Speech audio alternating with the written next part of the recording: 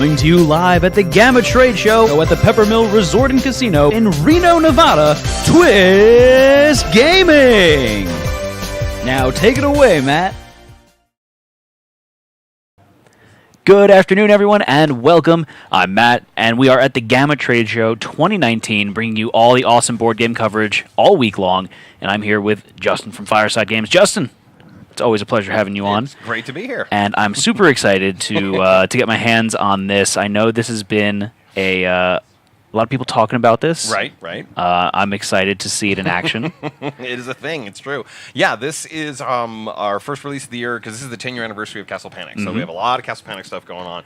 And this is one we've been wanting to do for a while. We hear from parents a lot of times who say, I want to get my kids into board gaming. And some parents can play regular Castle Panic with their kids if they're advanced enough to do that. It's not that hard, but there is reading required. There are rules to be played, and they're not going to play by themselves. And we've worked with a lot of parents who had younger kids. And they were like, it'd be great if there was something like this that my little kids could play. And so we've been working on that for a while, sort of a secret project, and here it is. It's my first Castle Panic. So the original Castle Panic, what's the age range on that? We mark it as 10 and up because at that point we feel a 10-year-old can open the rules and learn the game by themselves. In reality, if you're playing with them, you can probably play with your kids as little as 7. We have people tell us their 5-year-old can play, but I think play is defined a little different in how they're doing. But Gotcha. Yes, they can enjoy the game with you. This was specifically meant for kids to be able to play by themselves and then teach their friends how to play. Very cool. Yeah. So I'm hoping that I can pick it up then. It shouldn't be too hard. I think this is going to be a good one for you. Yeah. No, it's been interesting to test because we played this with a range of people that are all over the gaming spectrum, and of course the hardcore gamers are like, yeah, that's cute. My kids will like it. What else you got?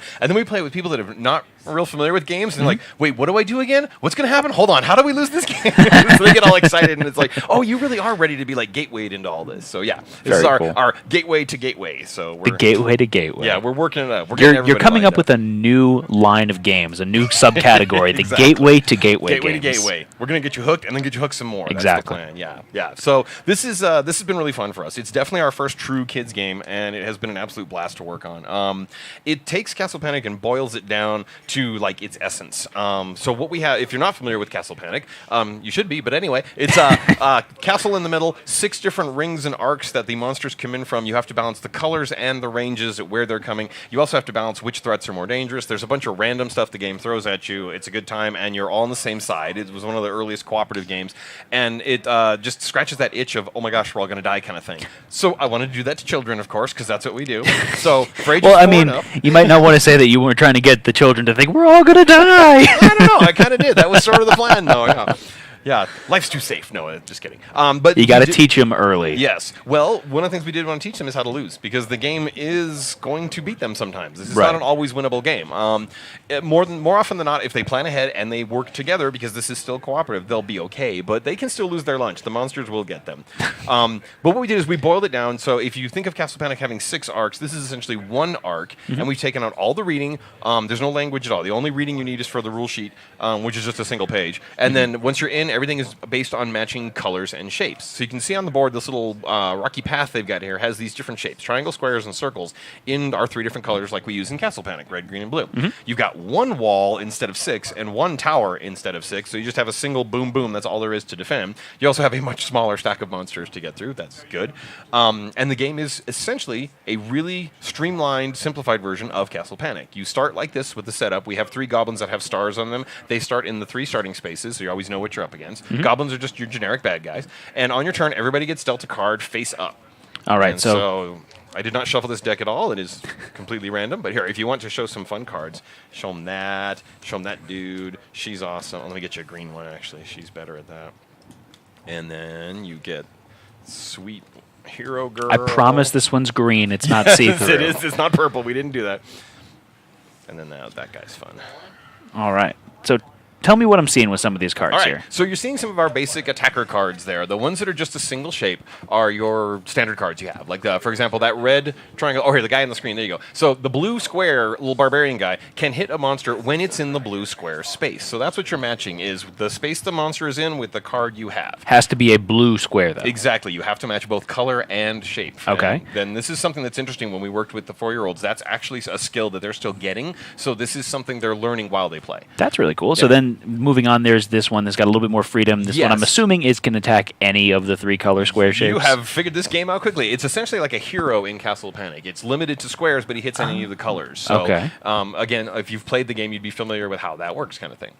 And then, here, this is even better. Conversely, we've got all of the shapes, any shape, but only red in one color, right? So she's really technically more of the hero. Now that I think about it, she can hit any of the things in red the same way we have red heroes. The other guy would be more of an any color like archer in our game or something like that. So he's the any color version. Okay. Then there are 2 special cards hiding in the game just to keep it simple. And again, no language. It's all done with these pictures. That's the rebuild the wall card. Wow, the green really looks weird with the see-through. I'm in I the mode. Start planning little tricks for you guys with the see-through bits. That lets you rebuild the wall when it's destroyed. So in the base Castle Panic, you have walls. I'm sorry, you have brick and mortar that you're trying to put together. This is just one card, one time, boom, repair the wall. Okay. And then the last one is probably my favorite. It's the boot card. This lets you take one monster anywhere on the board and boot him back into the monster pile. He's not out of the game. You'll have to fight him later, but you can save the castle by kicking him back into the pile. Gotcha. So those are the only things that kids have to really learn the meaning of. Otherwise, once they understand matching, they're off to the races. They know how to do this. Fantastic. So on your turn, everybody has 1 card. You get to draw a second card, so you will have 2, and then you look at the board and go, hey, what can I hit? In Castle Panic, there's a trading phase where you're allowed to make deals and figure out what the best trade is. In here, you just ask for help. So if, for example, I have a blue triangle and a blue circle, I can't hit anything right now. Sure can't. But it sure would be great if my buddy over here could help me. With the blue square here. Ask for help. And what happened is on my turn, you would play your card and catch that monster. So I would... Yep, just gets discarded. Boom. That monster goes into the dungeon, which is the inset of the box, which is where bad monsters go when they've been caught. So you get to stick them in the dungeon. So. Super cute. Isn't that adorable? Yeah. It's got a little gate, and there's a little rat hiding in the corner. You see little mice over there. Yes, little mice over there. It's not a good place to be, but they're monsters. They deserve it. Exactly. So, you just fight one monster at a time. So even if I had other cards that matched, I couldn't play them. I just do my one, and then all the monsters move, just like Castle Panic, and you draw a new monster, putting it on the start space. Hey, he's just a regular goblin. No big deal. Play would continue as the monsters get closer and closer, but of course that's too easy. I had to make it scarier, so we put a few special monsters in. If you've played Castle Panic, there's all sorts of crazy stuff. We have giant boulders that will crush the castle. We have a troll mage that moves all the monsters on the board. We tone that down here to give you 3 different wacky special monsters. Okay. And of course I buried them nice so I can't get them out quickly. So, there we go. We have... this is our guy, I believe he's called a pusher, or a shover. That's what he's called. It's called shover. Okay. When he shows up, so first off, you would move all the monsters. Well, wow. Yeah. They're all green. Okay. So. Our awesome new purple edition monster. No. So this guy's pretty simple. He's got an arrow on him, which means all the monsters move. So everybody moves another space because he showed up. Yeah. That's bad. He's not your friend. None of them are. But that's only when he first shows up. Yes. Okay. Just like in base Castle Panic, they don't trigger their effects anytime other than when they spawn in. Okay. So, this guy is the runner. He jumps right to the front of the line. That's what the little symbology there for. So he goes, boop. Ouch. Which, yes, can be very, very bad. Question for you here. Yes. So, say we had killed or sent this monster to the dungeon. There was a gap within there. Would he jump over here? No, or he always goes to the very front. Yes. Okay. So that's actually one of the things that the kids need to think about strategy is what monsters are more important to kill. And if you start realizing, ooh, there's one of those coming soon. Now, you wouldn't know this, but you'd know you hadn't seen it. So it lets the kids, there's a little bit they can grow into the strategy of it. It's not just play a card and hope for the best. Right. And then this guy's the worst. He makes everybody move, and then the hand means you have to draw again. So he would be not only this so he's like a pusher, and then he... Yep, and then he makes you draw another one. What's his name? What's he do? He is you know what? You would ask me that after I forgot I'm that. sorry. He is technically known as a marcher. So we have shovers, runners, marchers, and goblins. That is what we have there. So yeah, that's what he would do. He'd move and then you draw. Now here's the bad thing. The thing you draw, if it's a special guy, he still does his special things. So you can have chains of bad monsters in this game. So it can get a little crazy, hence the panic. We are giving children panic. It's important. I was going to say, this got ugly really fast here. This is a pretty bad demo, but yeah, I mean, I've seen some bad draws. So anyway, it keeps moving, and if, just like in Castle Panic, if they hit anything, they destroy it, and in Castle Panic, they take 1 point of damage. These guys don't have any health. They are all 1 health. So if he were to jump on his next turn and hit the wall, we have lost our wall, and he goes in the dungeon. And heaven help us, if there's a guy here, he skips the empty spot and just takes out our castle. The game is over. We have lost. Oh, no. So we don't want that to happen. Instead, we're going to be awesome and super good and do things like rebuild the wall with that wall card, and we're going to make sure we have a green square so we can kill this guy before he gets out there, putting everybody in the dungeon. And then maybe we could boot someone back to the beginning. Now you're getting it. So again, it boils down to a lot of the same gameplay elements. This conga line of death is still coming. Conga line of death. It's trademark. And kids do have to work together. They need to think about what they have, and it's really interesting. When we were testing with kids, we wanted to see if we could do it with 3-year-olds, but 3-year-olds can't really stay focused this long. 4-year-olds tended that they could, as a whole. Obviously, it was a bit of a bell curve, but right. for the most part, they could. What's interesting is most of the time, the kids get really excited about the card they have. They want to play that, even if it's way back here, and the monster is right here. And they have to get the strategy of, no, there's a priority that you have to think on, and what's the more scary thing. And it's neat to see them grow into that. It takes them a turn or two. But that's the other fun thing is when we were testing this with kids, we took it to some daycares and a couple of preschools, and not only did we keep 12 kids engaged for almost 3 hours. When one group was done... Is that even possible? It was amazing. Yeah. Wow. Part of the problem is they all wanted to play at once, and we told them it only goes up to 4, but we'll get the first 4, and we just swapped them out. As soon as the first game was done, those 4 kids would grab 4 friends and teach them how to play. I just sat back and watched. That's awesome. It's that easy for these kids to pick up, and it was so fun, because they're fine playing the game like here. Like, oh, monsters, isn't this cute? But when the monsters get here and they start around this corner, they start freaking out. No, the kids are like, oh no, what's going on? Yeah.